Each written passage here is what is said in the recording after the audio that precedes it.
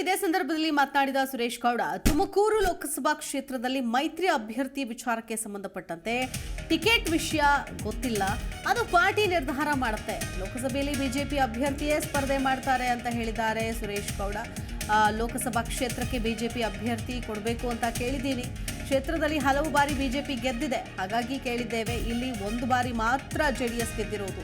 ಈ ಬಾರಿಯೂ ಕೂಡ ಬಿಜೆಪಿಗೆ ಕೊಡಬೇಕು ಅನ್ನೋದು ನಮ್ಮ ವಿನಂತಿ ಅಂತ ಹೇಳಿದ್ರು ಬಿಜೆಪಿ ಶಾಸಕ ಸುರೇಶ್ ಗೌಡ. ತುಮಕೂರಿನಲ್ಲಿ ಲೋಕಸಭಾ ಕ್ಷೇತ್ರದಲ್ಲಿ ಮೈತ್ರಿ ಅಭ್ಯರ್ಥಿಯನ್ನು ಹಾಕ್ತಾರೆ ಅಂದರೆ ಇಲ್ಲಿ ಜೆಡಿಎಸ್ಗೆ ಬಿಟ್ಟು ಕೊಡ್ತಾರೆ ಅನ್ನೋ ಒಂದು ಮಾತಿದೆ. ಸೊ ಜೆಡಿಎಸ್ ಕೂಡ ಪಟ್ಟು ಹಿಡಿದು ಕೂತಿದೆ. ತುಮಕೂರು ಬೇಕು, ಮಂಡ್ಯ ಬೇಕು, ಚನ್ನಪಟ್ಟಣ ಬೇಕು, ರಾಮನಗರ ಬೇಕು ಅಂತ. ಈ ನಿಟ್ಟಿನಲ್ಲಿ ತುಮಕೂರನ್ನು ಬಿಟ್ಟುಕೊಡೋದಕ್ಕೆ ಒಳ್ಳೇದಲ್ಲ. ನಾವು ನಮ್ಮ ಅಭ್ಯರ್ಥಿ ಅಂದರೆ ಬಿಜೆಪಿ ಅಭ್ಯರ್ಥಿಯನ್ನೇ ಕೊಡಿ ಅನ್ನೋದನ್ನು ಕೇಳಿದ್ದೀವಿ ಅಂತ ಕೂಡ ಹೇಳಿದ್ರು ಸುರೇಶ್ ಗೌಡ.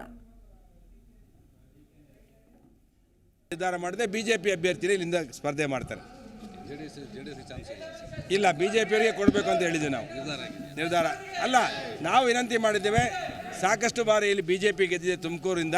ಅದರಿಂದ JDS ಯಾವಾಗಲೂ ಒಂದೇ ಸಲ ಭಾಸ್ಕರಪ್ಪನವ್ರು ಬಿಟ್ಟರೆ ಯಾರು ಗೆದ್ದಿರಲಿಲ್ಲ.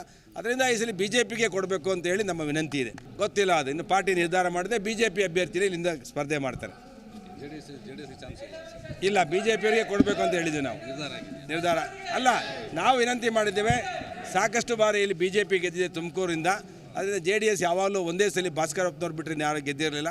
ಅದರಿಂದ ಈ ಸಲ ಬಿಜೆಪಿಗೆ ಕೊಡಬೇಕು ಅಂತ ಹೇಳಿ ನಮ್ಮ ವಿನಂತಿ ಇದೆ. ಗೊತ್ತಿಲ್ಲ, ಅದು ಇನ್ನು ಪಾರ್ಟಿ ನಿರ್ಧಾರ ಮಾಡಿದೆ ಬಿಜೆಪಿ ಅಭ್ಯರ್ಥಿನೇ ಇಲ್ಲಿಂದ ಸ್ಪರ್ಧೆ.